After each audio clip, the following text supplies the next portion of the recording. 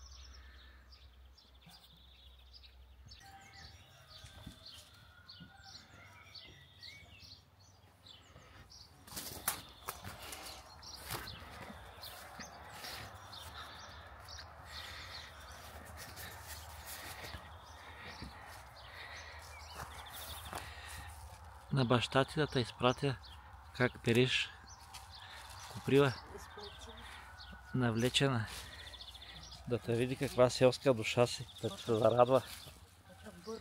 А? Гърмили ми, пукали ми, не.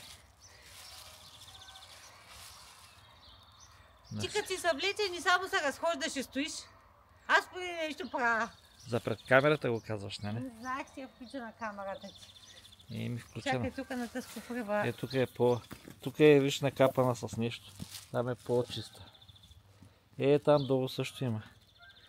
Там. Туалетната ли? Тята с туалетна не работи. Тук нали не мога да попадна някъде. На света надява.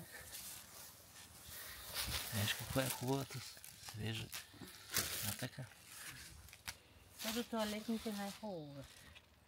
Тебе? Хубаво набери да има да ми направиш яхника. Направя две яхника. Много си злобна, знаеш. Не просто са.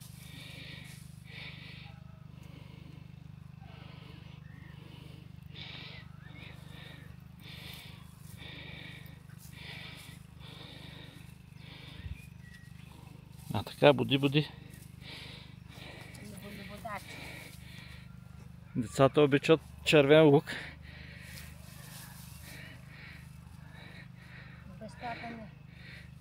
Като им сложиш паражурите на дъската да поръсиш с нарязан червен лук отгоре, много обичат. Бащата би може да снища. Да, добре. Майката само се дупи.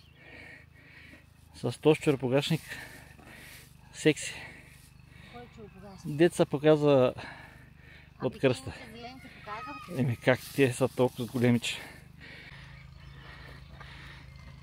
нещо не ти приляга.